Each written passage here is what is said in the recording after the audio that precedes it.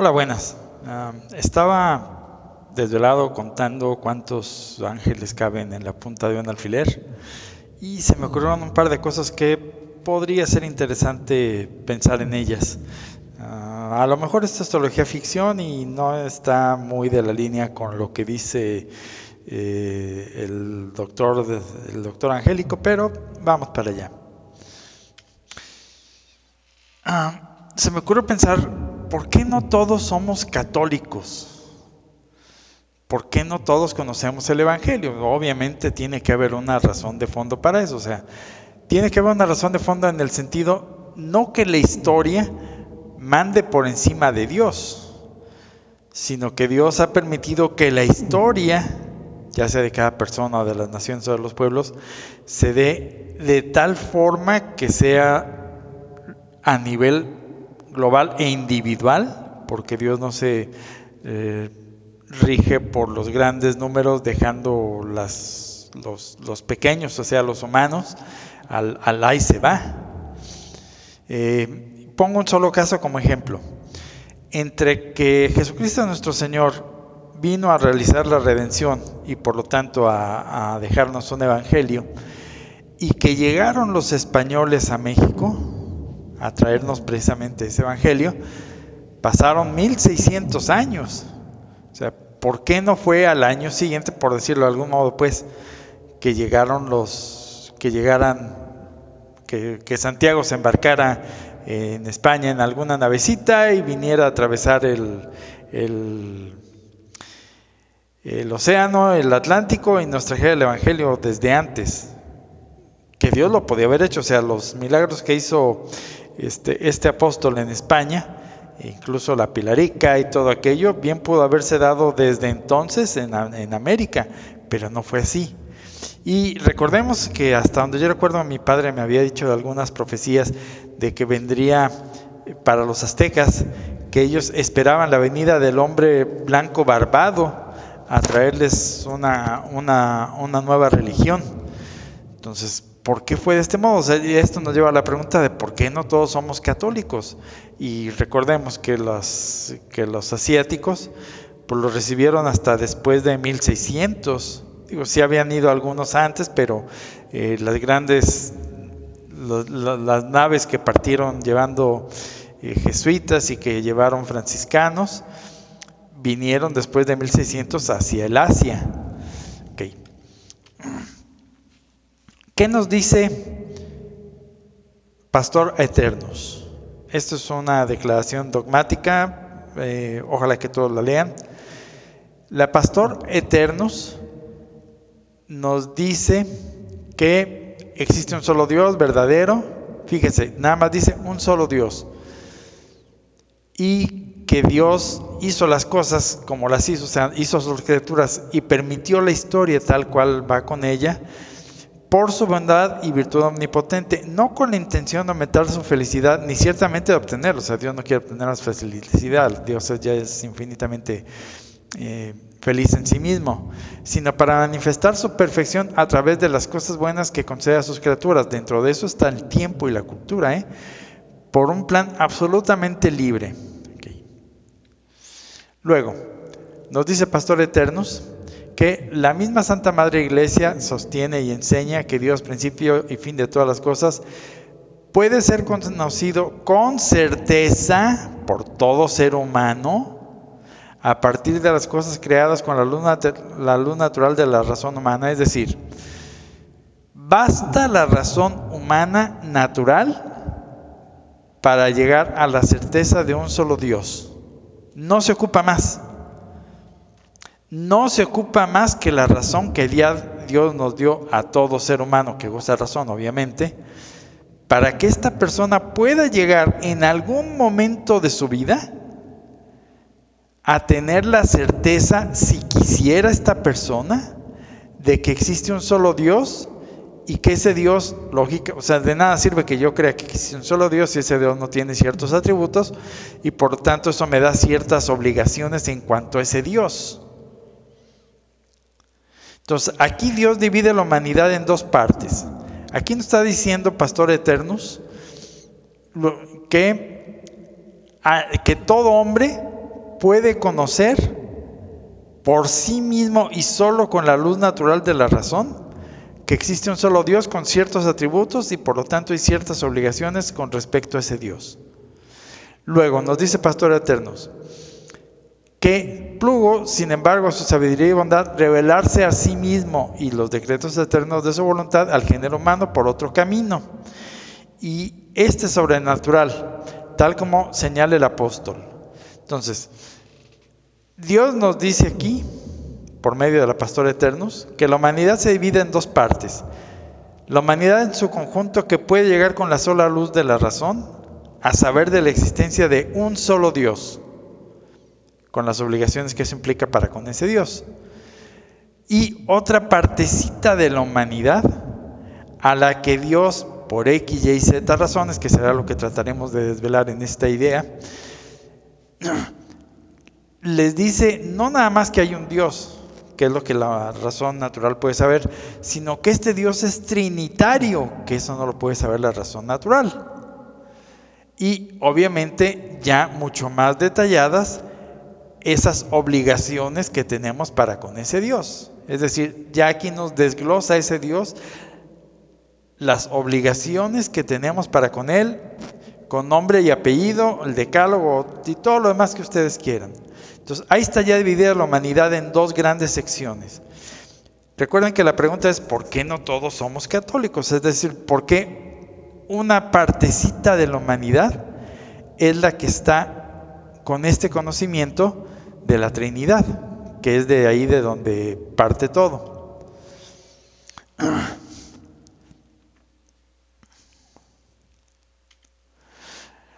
Veamos lo que pasó con nuestro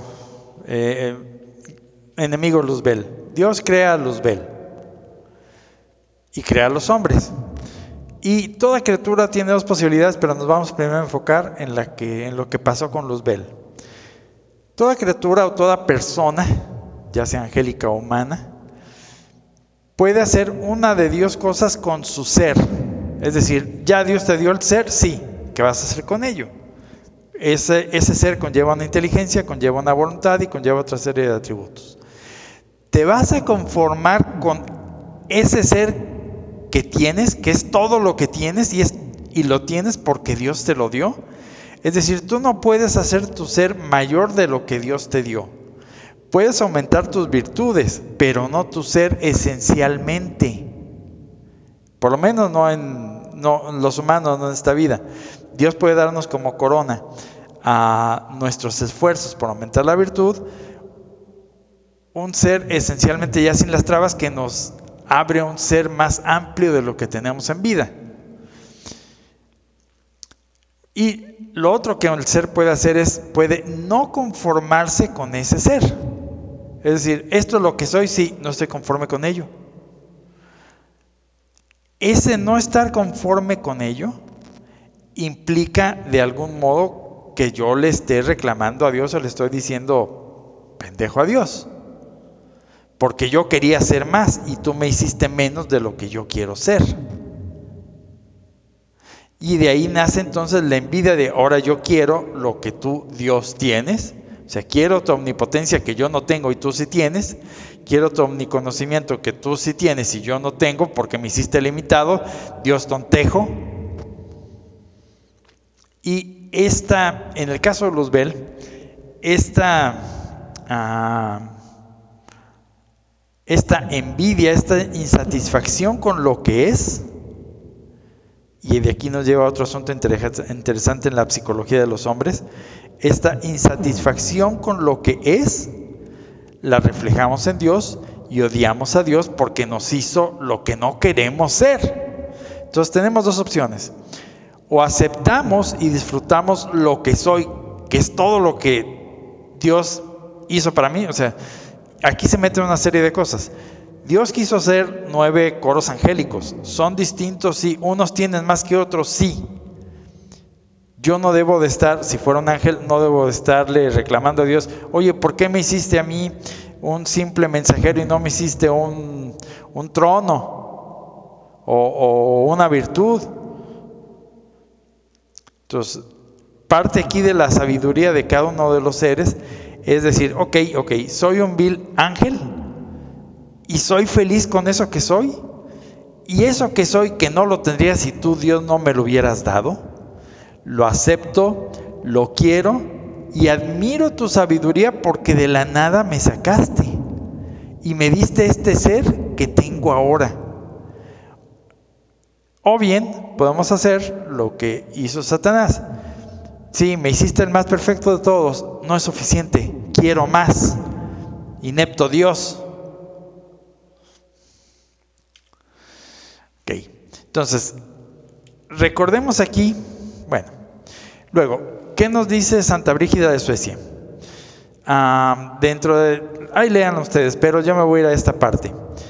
Y se le contestó, de ningún modo será eso, porque tienen a Moisés y los profetas, de quienes pueden aprender. Lo mismo yo puedo decir ahora, tienen los evangelios y los dichos de los profetas, tienen los ejemplos y las palabras de los doctores, tienen la razón y la inteligencia que esto nos ha dado a todos los hombres. Aprovéchense de esto y se salvarán, porque si te envío a ti, no podrás dar tantas voces que te oigan, y si envío a mis amigos, son pocos y apenas los querrán oír. Entonces aquí está Jesucristo nuestro Señor explicándole a Santa Brígida de Suecia el por qué no todos somos católicos. Y aquí todavía Santa Brígida de Suecia nos dice algo más. Está aquí el Señor haciendo un juicio a un alma, y dentro del por qué le va a asignar esta alma a Satanás, le dice: por lo tanto, ha de guardarse bien la voluntad del hombre, porque no hago yo mayor injuria al demonio que a mis ángeles. Esta frase la vamos a encontrar con cierta frecuencia en los escritos de Santa Brígida de Suecia. Esta frase de no hago mayor injuria al demonio que a mis ángeles. ¿Qué quiere decir con esto Jesucristo nuestro Señor? Dios le da a Satanás o a los ángeles lo que le pertenece. A ver, vamos a recordar un poco las cosas. Existe, desde mucho antes que existiera el hombre como criatura en la tierra, una batalla entre Dios y Satanás. Satanás, recordemos que era la criatura espiritual o angélica más perfecta que había creado Dios. Y Satanás decidió hacerle la lucha y Dios lo dejó pelear. Podía haberlo reducido a la inexistencia, no lo hizo. Podía haberlo reducido en el infierno y que de ahí no saliera ni para decir pío al resto de la creación, no lo hizo. Le dio cierta libertad de movimiento por alguna buena razón. Y nos dice nuestro Señor que Dios no hace mayor injuria al demonio y a los ángeles.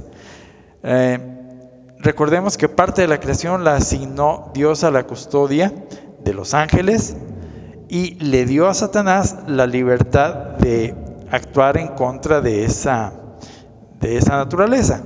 Luego entramos nosotros en el baile y Dios le dio acceso a Satanás a que nos tentara o probara nuestra fidelidad a nosotros, pero para contrarrestar esa parte nos asignó a unos ángeles. Entonces estamos en medio, o somos el sándwich, somos el jamón de una batalla que es anterior a nosotros entre Dios y Satanás. No puedo decir entre el bien y el mal, porque no existe el mal per se, mientras que sí existe el bien per se. Entonces existe una lucha entre Dios y Satanás. Y nosotros somos el jamón del sándwich, estamos en medio de esa batalla. Y estamos asignados, ya sea a nuestros ángeles guardianes, o si lo rechazamos, nos hacemos propiedad de Satanás, voluntariamente. Y esta frase de ¿por qué no hago mayor injuria al demonio? Quiere decir que Dios no le va a quitar a Satanás lo que le pertenece a Satanás por derecho de propiedad. Ok. Y veamos entonces. Primero, aquí vienen las premisas. Satanás introdujo, con la caída del hombre obviamente, introdujo todo tipo de fallas en la creación. Introdujo la muerte, introdujo la enfermedad, y la enfermedad no solo física, también la mental. Por eso decía al inicio que esa disfunción mental de no querer actuar lógicamente y amar el bien por sí mismo, pues es parte de la enfermedad que introdujo Satanás. Y por lo tanto, toda criatura humana quedó con algún tipo de fallas. Ahora, eso quiere decir que no todos los seres humanos somos iguales, es decir, todos nos podemos salvar, sí, pero todos los humanos quedamos, por la cola que metió Satanás, en situaciones distintas. Los hay más listos, más tontos, más inteligentes, y esto no va contra la perfección de Dios. Tan es así que Dios hizo 9 coros angélicos y ellos tienen diferentes atributos en cada uno de ellos. Y entre los hombres los hizo ricos, pobres, felices o infelices. Digo, eso ya es atributo humano, pero en circunstancias de riqueza, de pobreza, de poder o de sujeción o de estar en falsas religiones o en verdaderas religiones. Pero en cada uno de esos estados, es decir, ninguno de esos estados que son producto de la metida de pata de Adán y Eva y por lo tanto es producto de Satanás, es parte de las fallas que Satanás introdujo en la sociedad humana, en el diseño de la sociedad humana, que Dios había pensado mucho más perfectamente. Y dado que Dios no le hace injuria a Satanás, es decir, Dios no quita todas esas fallas que ya introdujo Satanás en la sociedad del hombre y en los hombres, es decir, en la sociedad en su conjunto. Y dentro de cada uno de los hombres, en lo particular en la conciencia, por medio del pecado original. Entonces Dios no le hace injuria a Satanás y deshace esas acciones de Satanás, es decir, no nos vuelve una sociedad utópica y no nos vuelve a cada uno de nosotros santos desde el nacimiento, sino que nos da a cada uno de nosotros la posibilidad, pero es solo eso, una posibilidad, si es que cooperamos con ella, de salvarnos.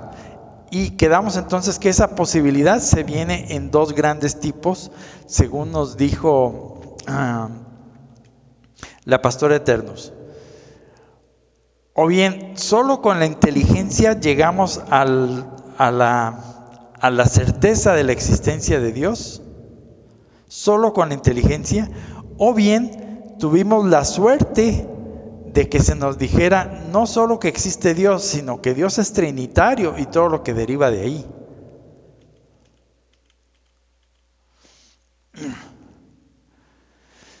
Entonces, dado que Satanás introdujo todo ese tipo de fallas y dentro de esa falla está el no tener el conocimiento omnisciente de las cosas, sino necesitar un conocimiento discursivo de las cosas, y ese conocimiento discursivo requiere de un mensaje y de un mensajero.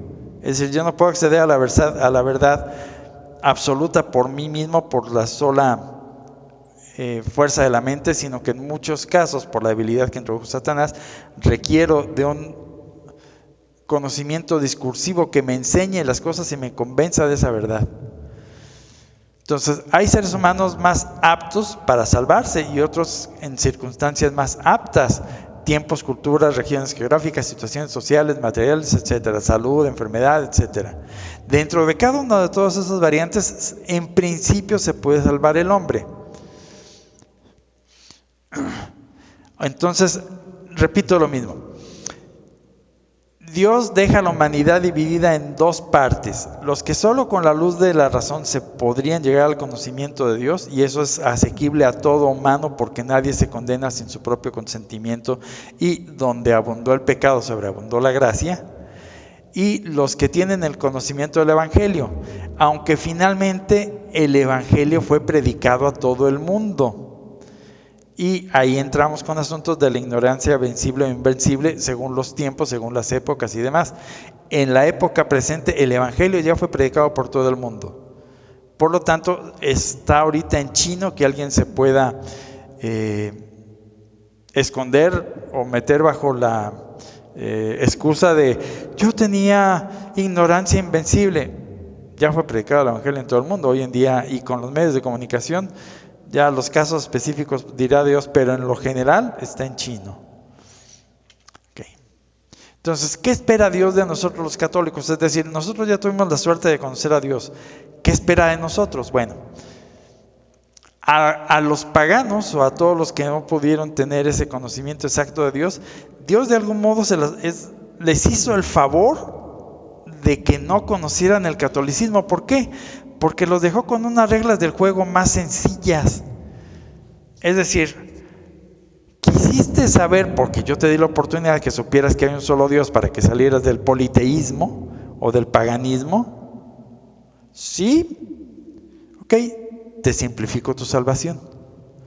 No quisiste, porque yo te di en algún momento dado de tu vida la posibilidad de que supieras que yo soy el único Dios verdadero y no todos los dioses hinduistas que quieres tú creer que existen, o todos los dioses teoístas que quieres tú creer, o todos los no dios ateos que tú no quieres creer que existimos. Entonces a ustedes les dejo unas reglas del juego un poquito más simples. No te doy las 10 reglas específicas y las 500 reglas del Antiguo Testamento y las 2 o 50 reglas del Nuevo Testamento. Te dejo nada más con lo básico, la ley natural.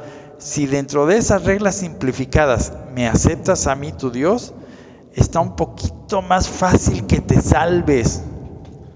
Entonces, es piedad.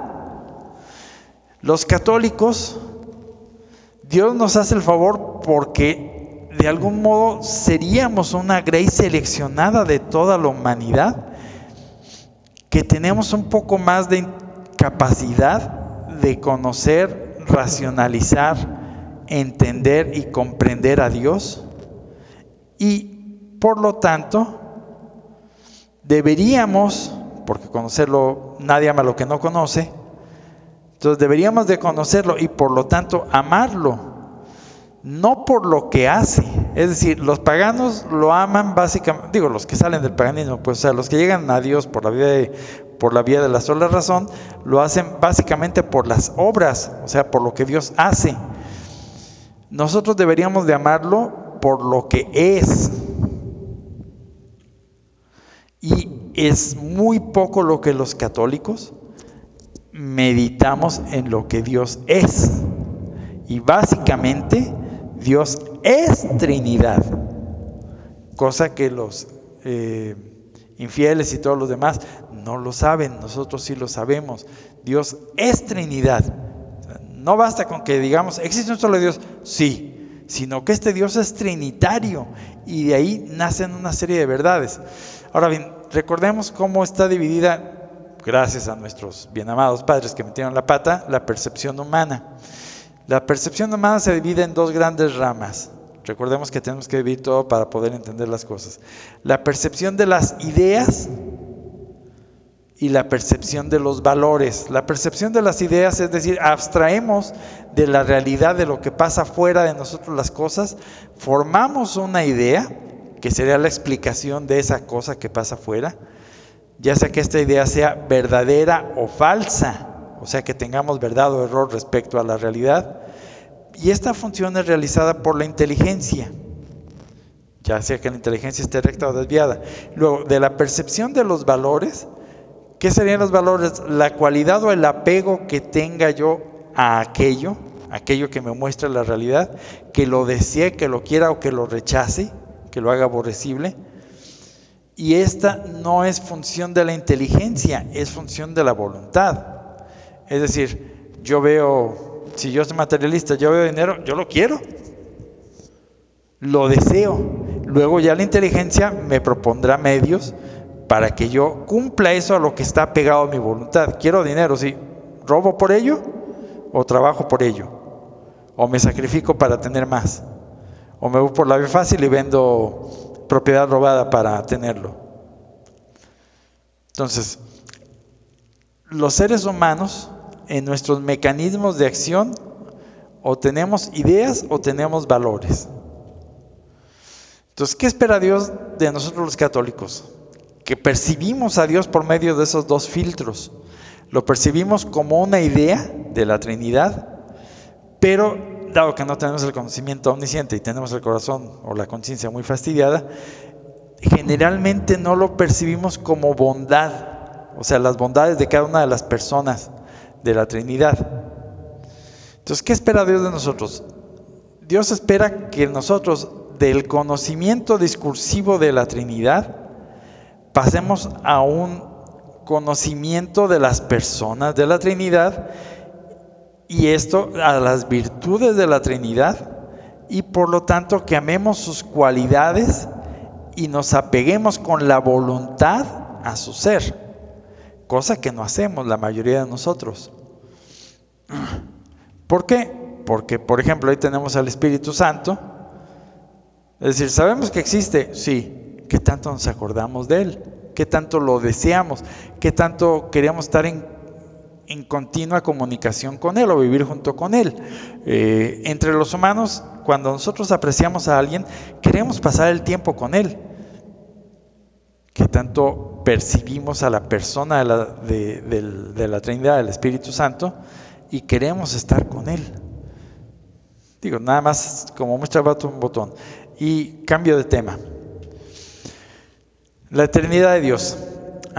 Dios es un ser esencialmente simple, no tiene partes, ideas para que al más la parte A más la parte B más la parte C, ya armé un Dios.